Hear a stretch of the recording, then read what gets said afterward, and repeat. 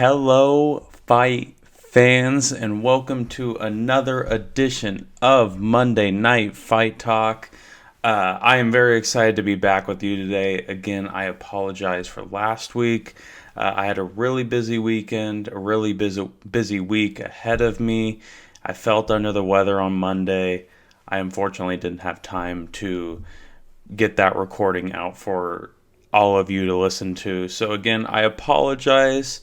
But I don't want to waste too much time because, holy crap, this last week was insane with MMA. We had the PFL season premiere. We had two Bellator events headlined by the Women's Flyweight Championship changing hands, which I will get into later. And then Cyborg doing a classic Cyborg performance and retaining her featherweight title Saturday night. And then, of course, we had the UFC Fight Night headlined by Jessica Andrade and Amanda Lemos. So I don't want to waste too much more time. I'm going to dive right into it. I wouldn't be surprised if this was a bit of a longer show. So be prepared. It might be closer to the 40-45 minute mark than the half an hour that I feel like I've usually been doing. I do want to start off with PFL. Because that was kind of the first event that happened this last week, happened on Wednesday. And for those that don't know PFL, it's sort of a newer organization. It's in its fourth season, and they're the only MMA organization that has a regular season, a playoffs, and a championship. The grand prize, each weight class, the winner of gets $1 million and bragging rights that they were the PFL champion for that season. They started off with the light heavyweights and lightweights on Wednesday, and it was a lot of fun to watch. And for the standings wise, each win gets you 3 points, but you get extra points for bonuses. So a first round finish, you would get a total of 6 points. A second round finish, you would get a total of 5 points. Third round finish, total of 4 points. And then decision, you would just get the classic 3 points for the win. You have 2 fights at your weight class. In the regular season, the top 4 fighters from each weight class then move on to the playoffs and fight for supremacy in that division. But like I said, we had the light heavyweights and the lightweights going for this event. And I want to get into... I'm not going to go too deep into the PFL. I'm not going to do every single fight. But some of the highlights, Omari Akhmedov with a absolute ginormous right hand to knock out Victor Pesta. I mean, this right hand was unbelievable. The power, the speed behind this punch was absolutely insane. And Pesta was knocked out cold before he even hit the mat. It was an amazing statement by Omari Akhmedov, and he got himself 6 points, tied for first place right now with the reigning defending champ, which I will get into later. And then the next fight I want to talk about, Olivier Aubin-Mercier with a very, very slight victory over Nathan Schultz. This fight was really neck and neck the entire time. It wasn't the most exciting per se. There wasn't a big punch or really anything like that, but two grapplers. They got each other in great positions. It was a very, very close fight. In the end, Aubin-Mercier was able to get the split decision victory and get 3 points in the lightweight division.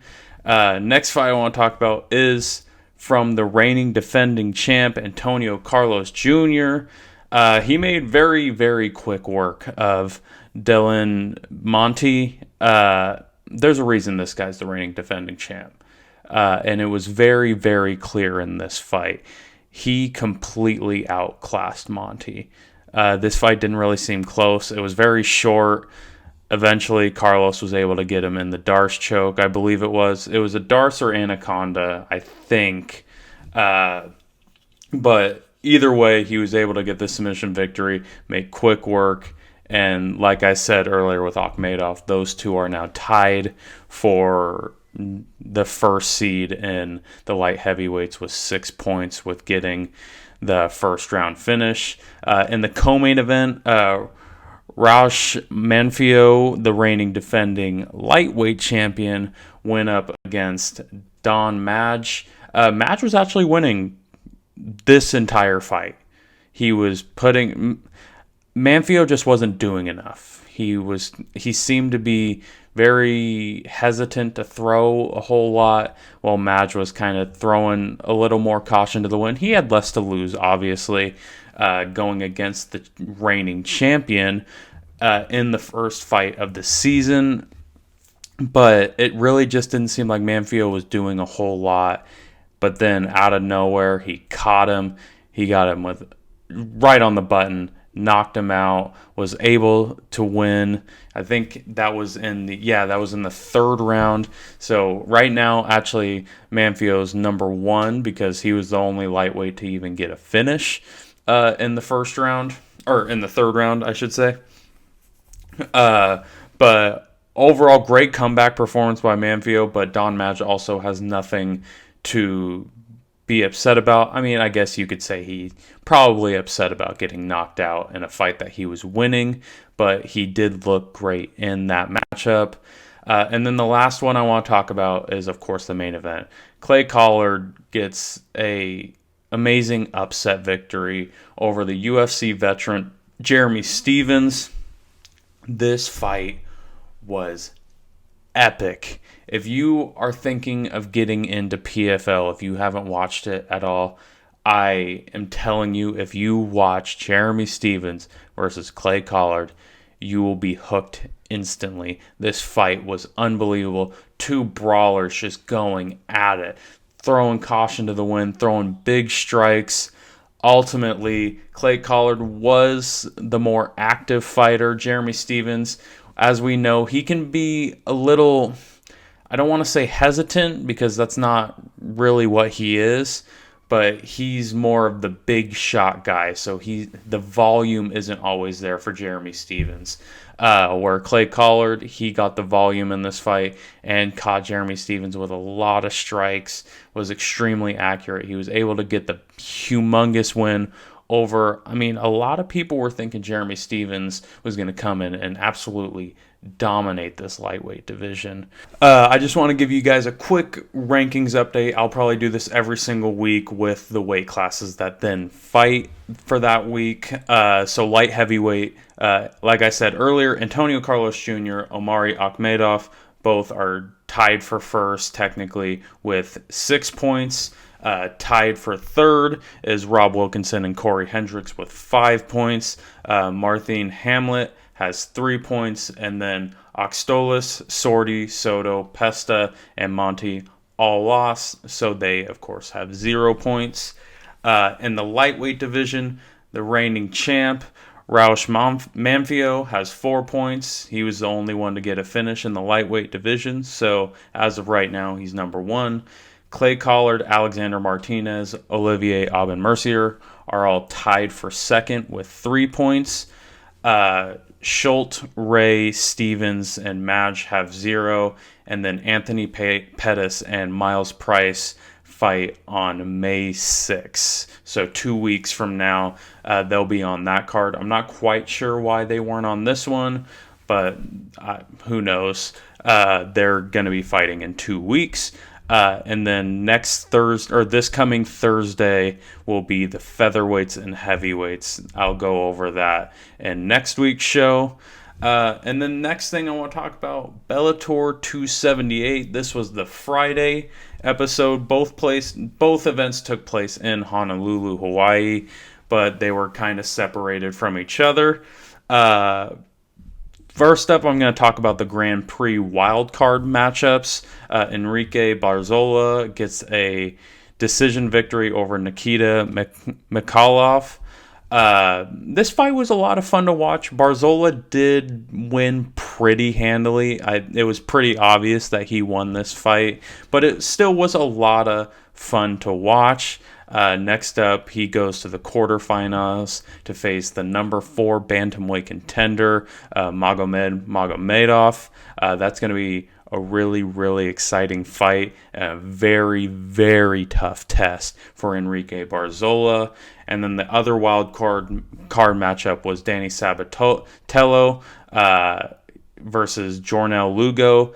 Sabatello absolutely dominated this fight. His wrestling was unbelievable. He was constant pressure, getting him to the ground basically at will whenever he wanted to. So he also advances on to the quarterfinals to face Leandro Higo in the quarterfinals. Both of those bouts will be on June 24th at Bellator 282. And then the headlining matchup, Liz Carmouche becomes the women's flyweight champion in a very, very controversial stoppage. This fight was insanely close. Both girls were going back and forth. It was a lot of fun to watch. And to see it end the way it did in that 4th round really sucks. It really sucks. Yes, Velasquez was in a compromised position. She was in the crucifix. She couldn't really defend herself. But Liz Carmouche was not landing that big of strikes on her. Juliana Velasquez was just fine. She was not hurt in any way. The round was almost over. I see why Mike Beltran stopped that fight, because I mean, you are supposed to defend yourself. You have to defend yourself, and you can't in the crucifix position. But at the same time, it sucks to see a fight like that end that way, because I mean, Juliana Velasquez loses her title. She was undefeated, so she loses her undefeated record off of a questionable stoppage. It sucks to see, but nonetheless, congratulations to Liz Carmouche getting the title. She deserves it. She won it. Again, it's a questionable stoppage, but she was doing really good in that fight. Like I said, it was very, very close. I wouldn't be surprised if she was winning that fight entirely, but I definitely see these ladies running it back very, very soon. I don't see Liz Carmouche facing anybody else besides Juliana Velasquez in her next fight. It doesn't make sense not to give her the rematch after that. Next up, I'm going to talk about the event that happened the night after, Saturday night, Bellator 279. There was also 5 fights on this one. Like I said, this was like a 2-night event, but they were completely separate events for Bellator. But this one also featured 2 bouts of the Bantamweight Grand Prix. This one was a round ahead, though. This is the quarterfinals. Like I said, the one on Friday night was actually a wild card to get into the quarterfinals. But the first matchup was Patchy Mix getting the decision victory over Kyoji Horiguchi. Sorry, that one's pretty tough to pronounce. But Mix really controlled this fight for the most part. Horiguchi had some bright moments, but he never really got anything rolling together. So Patchy Mix really got the most dominant positions. He controlled this fight for the most part and moves on to the semifinals. And then Raufeon Stots gets the 3rd round TKO over Juan Archuleta, who is the number 1 contender. He was the interim title holder, as Sergio Pettis had to back out of the Bantamweight Grand Prix with an injury. This fight was awesome. For Stots to come in and beat the number 1 contender, beat the interim champion, the way that he did with that awesome head kick that landed so clean is such a huge statement. That is an unbelievable big statement win for Stots in this fight. And now, I mean, he gets the bragging rights. He's the bantamweight champion right now. He's in the semifinals. He's sitting really pretty because he's not going to fight for a while. Because like I said, these wild card matchups, They're not even facing off until June 24th. So you got to think he's not going to fight again until August. He's getting a full training camp. August at the very earliest, maybe even September, October for the semifinal of this Grand Prix. But awesome, huge win for Stotts in this, and congratulations getting the interim bantamweight title. Another fight, I wasn't going to talk about this fight originally, but I have to with the huge upset that it was. Justine Kish, who was unranked, comes in and beats the number one flyweight contender, and Ilima McFarlane. What an unbelievable upset that this was. I'm telling you, Justine Kish is unranked, and she came in and beat the number one contender and did so in clear fashion. It wasn't like it was a fluke where McFarlane got a point docked or anything like that. No, she came in and won this fight full on easily too. I wouldn't say it was a dominant victory, but it was a fairly easy win for her. And then the headliner, like I said before, Cris Cyborg put on a flawless performance. She retains her title against Arlene Blencowe. This fight was not close. Cris Cyborg was undeniably better, was undeniably she outclassed Blencowe. Anything that Cyborg wanted to do, she did. She wanted it to go to the ground. All right, I'm going to get a takedown. I want to stand up and strike with her. All right, I'm going to do that. She beat her in all aspects of that matchup. I do have to give credit to Blencowe. I mean, she lasted till a decision. She lasted 5 rounds with Cyborg, which, not a lot of people can say. But nonetheless, it was a completely outmatched fight. Cyborg retains her title, gets her 5th straight victory, and continues her dominant streak in Bellator. But that's enough about PFL. That's enough about Bellator. Now we got to go for the big boys, or big girls too. UFC Fight Night, headlined by Amanda Lemos and Jessica Andrade. This was a very, very entertaining fight night. A lot of finishes. I feel like last week we had a lot of decisions, and it felt like that fight night went on forever and ever because there was just decision after decision after decision. This one, there was a lot of finishes and a lot of first-round finishes nonetheless. It was a very exciting fight card. I'm going to go over a few of the fights that happened. The first one I want to talk about, Evan Elder versus Preston Parson. This was another fight kind of like the Justine Kish fight. I wasn't really going to talk about it. It was low on the fight card, but I want to give credit where credit's due. Now, this was a fairly one-sided matchup. Preston Parson pretty much clearly dominated this fight. But I really want to talk about Evan Elder. This guy, this was his UFC debut that he took on 10 days' notice at a weight class above his natural weight class. He usually fights at 155. This was a 170 welterweight bout. And he never gave up. He got dominated. Preston Parsons took him down at will. But every single time, Evan Elder found a way to get back up. And even in the 3rd round, he's losing very, very easily. He found a way to get back up. Very, very impressive performance by Evan Elder in his, like I said, UFC debut on 10 days' notice at a weight class above his natural weight class. I mean, that's very, very impressive of him to do. Nonetheless, Preston Parsons did get the win. We got to give him credit where credit's due. He did his job. He did exactly what he was supposed to do, go in and dominate the opponent that took the fight on short notice. Next fight up I want to talk about, kind of a similar situation. I wasn't originally going to talk about it, but the story was too good to not talk about. Tyson Pedro gets the first round TKO victory over Isaac Villanueva.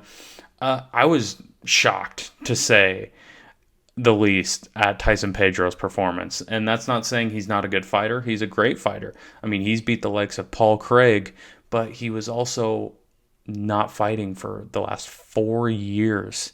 He had a 4-year layoff. And to come back and have a flawless, dominant performance over Isaac Villanueva was very, very impressive.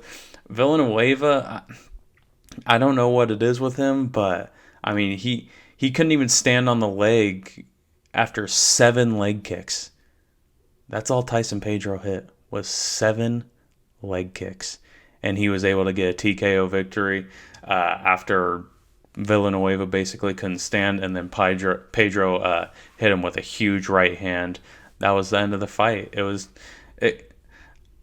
It really looked like Villanueva was not prepared for this fight in any way, and you would think that the guy coming off a 4-year layoff would have the rust and maybe not be fully prepared for the fight.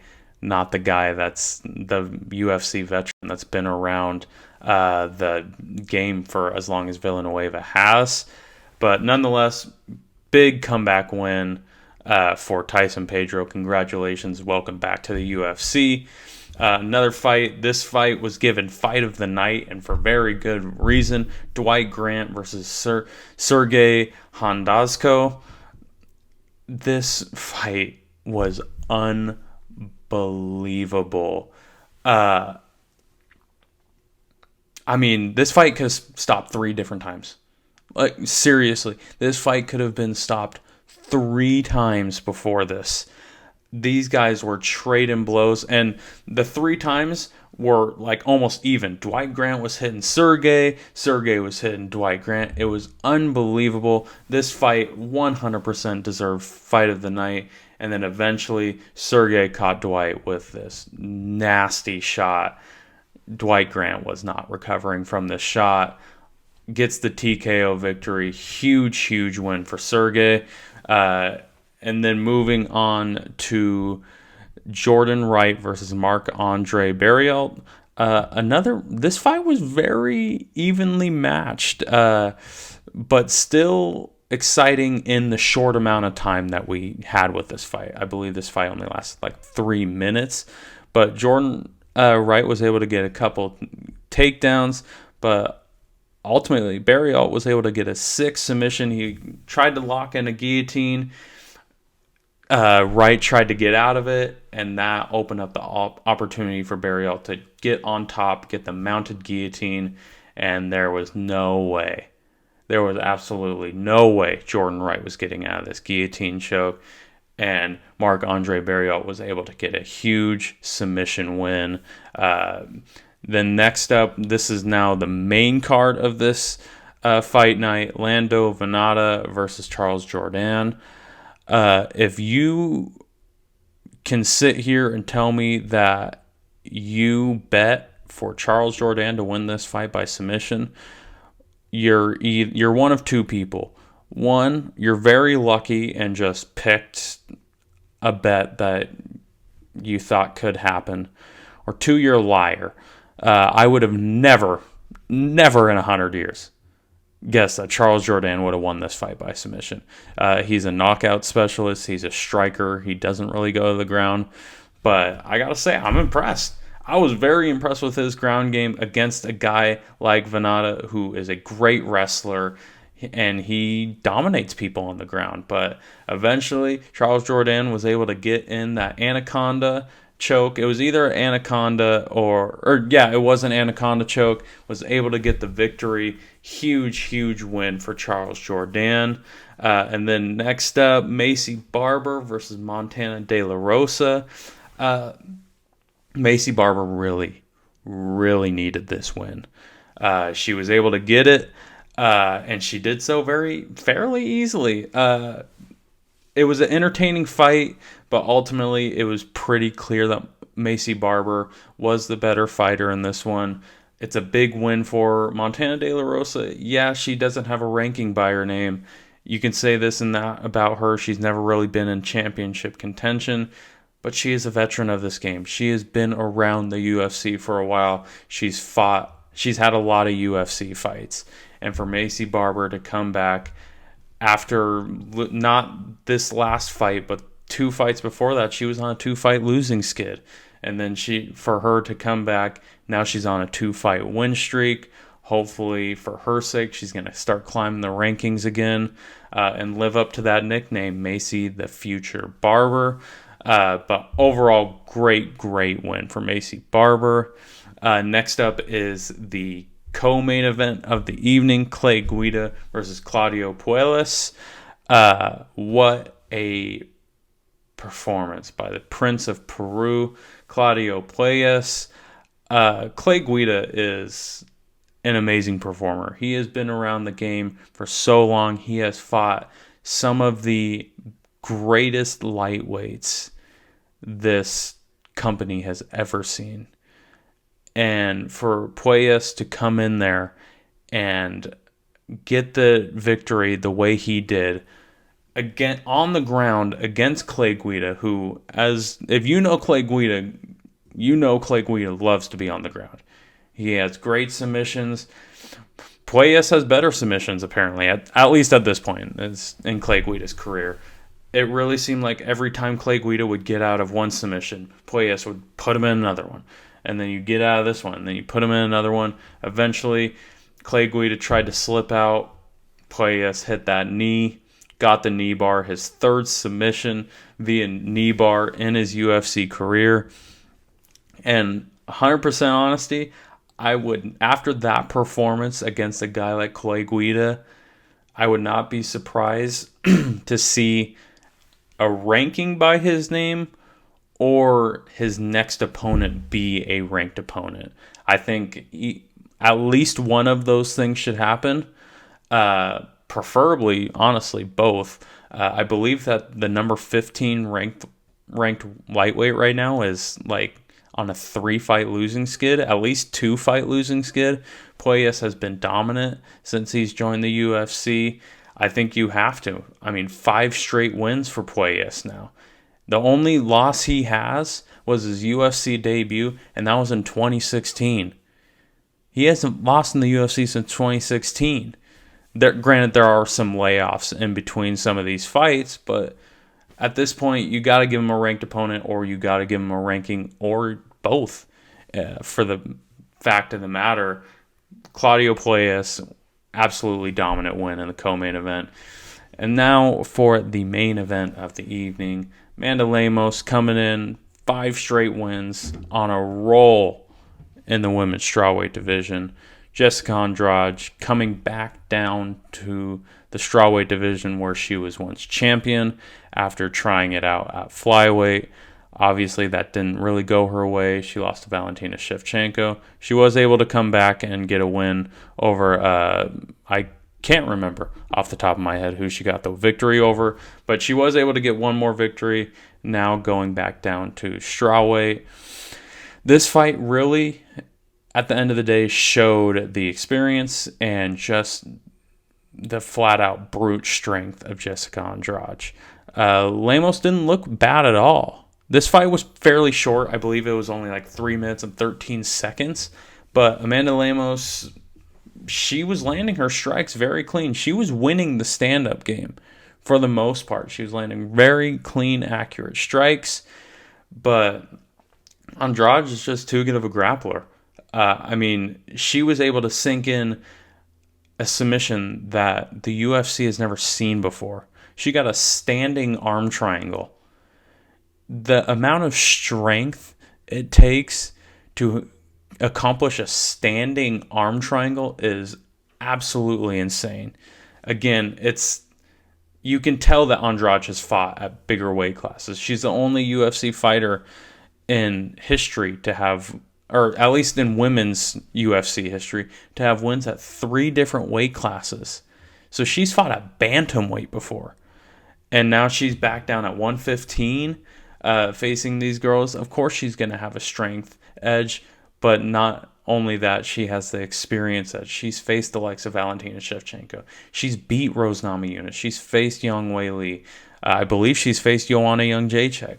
She's faced the best of the best that this company has to offer, and it showed very clearly in this fight.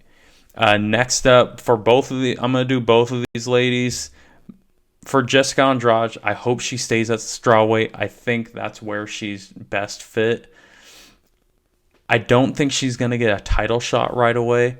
Not after beating the number 10 contender. No disrespect to Amanda Lemos, but 10's a little low as a contender.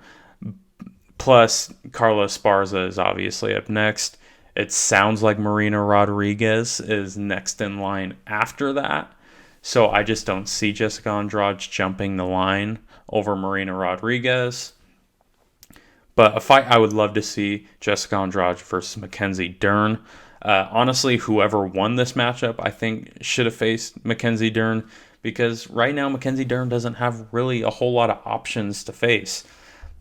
The only one in the top 5 right now that she could face is Yan Xiaonan, but Yan Xiaonan's coming off 2 straight losses. Granted to Marina Rodriguez and Carla Esparza, but still, I don't know how much that would do for Mackenzie Dern to face a person like Yan Xiaonan when she could face someone like Jessica Andrade. So I think that would be the bigger fight. I think that would be beneficial for both fighters because if Jessica Andrade gets the win, she's be a top 5 contender in the strawweight division. She shows she still belongs in the title picture. If Mackenzie Dern can beat Jessica Andrade, she just beat a former champion of that division, and that throws her in the championship conversation. And then for Amanda Lemos, I don't think she should drop too far, if at all, really, in these rankings. I know she got beat fairly early, but again, we're talking about Jessica Andrade. Again, Jessica Andrade has beat some of the best women fighters this organization has seen, and she's faced arguably the best women's fighter ever in Valentina Shevchenko. Granted, she got dominated, but nonetheless, Amanda Lemos, this shouldn't hurt her ranking too much. I would love to see her fight another top 10 opponent. Obviously, one that's closer to her number 10 ranking. I was thinking someone like Atisha Torres coming off a loss against Mackenzie Dern, or Michelle Watterson, just somebody closer to her ranking at number 10. There's no reason to rush her against the top 5 opponent again. It's only going to hurt her career more facing the ladies in that top 5. But I don't think that this should hurt her too much in the long run. Next up, it's time to give some predictions. I'll be going over the UFC Fight Night, Rob Font versus Chito Vera.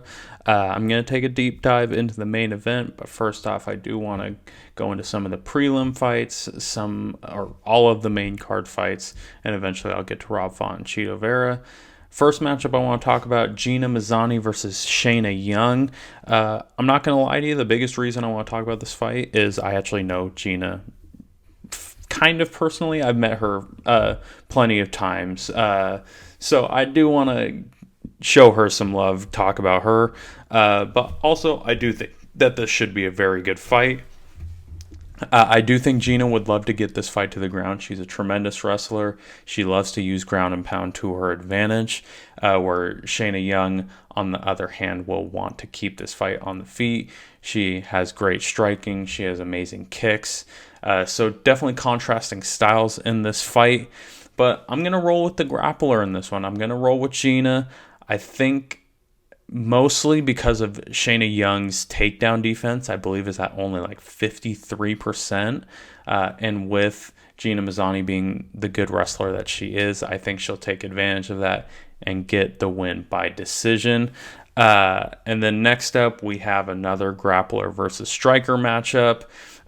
Nathan Levy versus Mike Breeden.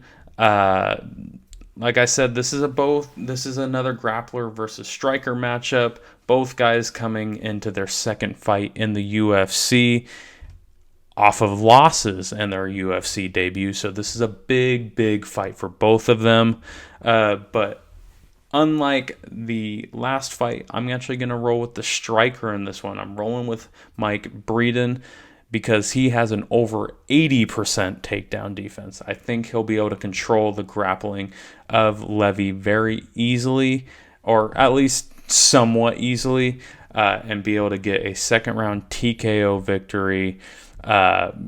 getting his first win in the UFC is Mike Breeden. The next one is the premier prelim fight, Daniel Lacerda versus Francisco Figuereto. If that name is familiar to you, that's because he is the younger brother of the flyweight champ Davidson Figueredo. So, I mean, I got to show some love to the champ's little brother, talk about this upcoming fight. Lacerda is coming in trying to avenge a loss in his UFC debut, while champ's brother is also coming in off a loss, but he does have a win in the UFC. Both fighters are pretty good all around. Figueredo is far more comfortable on the ground, using his wrestling just like his brother would. Want to get this fight to the ground. I think that Figueredo is going to take this one. I got to show some love, like I said, to the champ's brother. He does have more experience. He's getting tips probably from his brother, so that's going to definitely shoot up his level of respect very easily. So I am going with Francisco Figueredo by decision in this one. The next up, the first fight on the main card, Christophe Jocko versus Gerald Mirshard.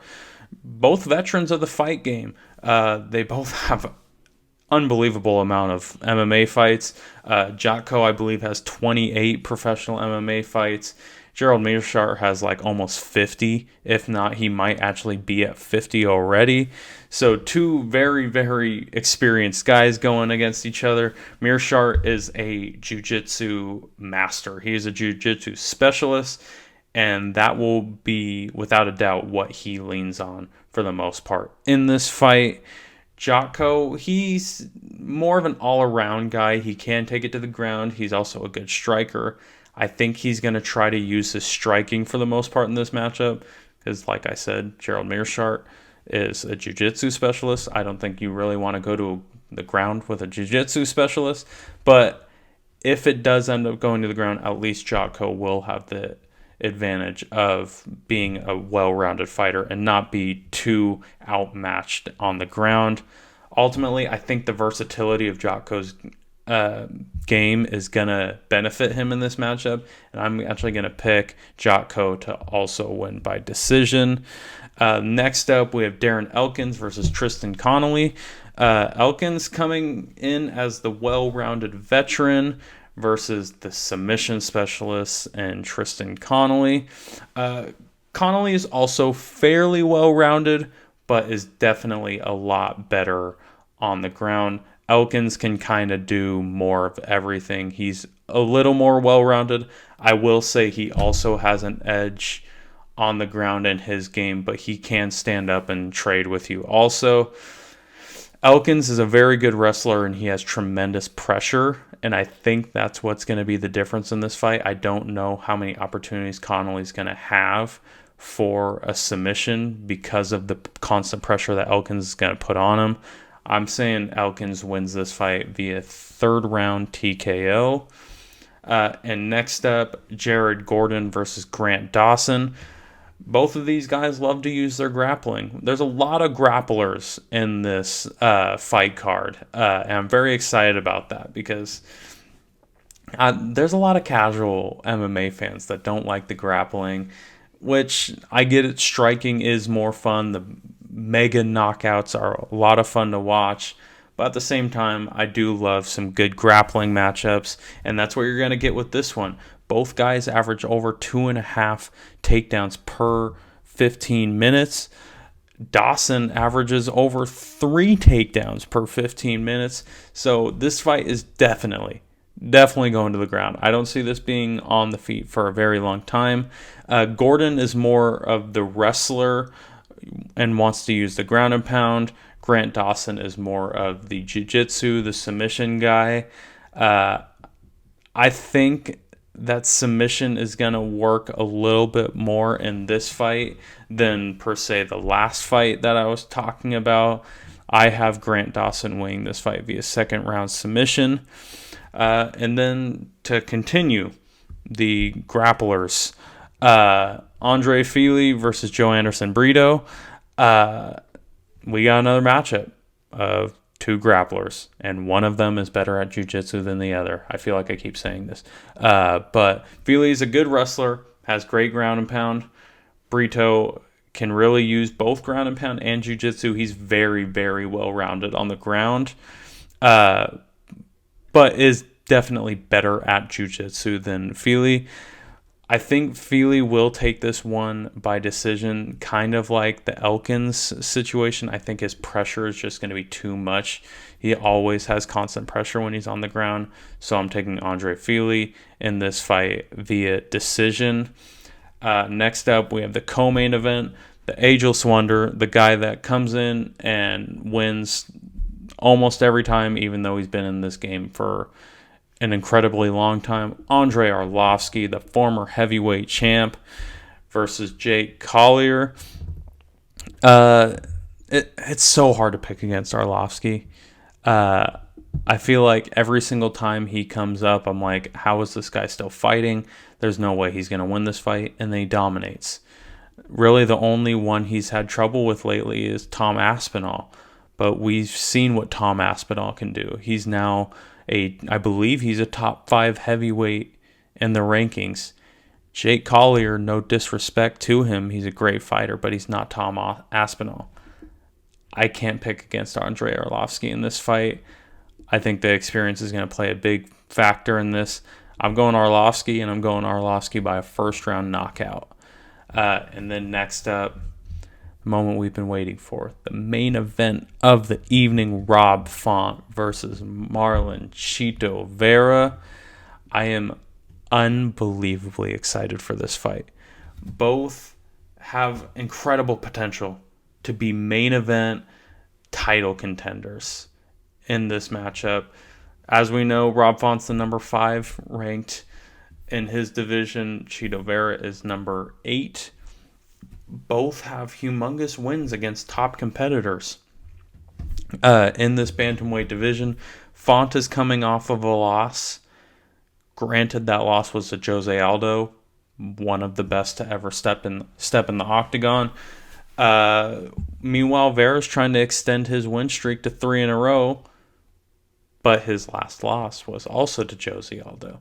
So there's not much give and take between these guys. They're very, very, very evenly matched. This one's insanely tough to call. Both are insanely well-rounded fighters, and I can't get over how excited I am for this matchup. I think this fight will end in a finish, but I am going with the underdog Chito Vera with a 3rd round TKO via ground and pound. So Chito Vera gets the biggest win of his career, potentially a top 5 ranking, beating the number 5 guy. It might be 6, 7, might just move up 1. But nonetheless, I do see him moving up with this win.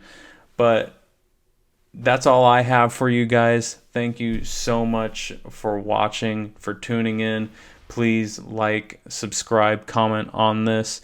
You can find me on Instagram at Monday Night Fight Talk. You can find me on Twitter at MN Fight Talk. My link tree will be in the description. Also, you can find me every Friday at 4 p.m.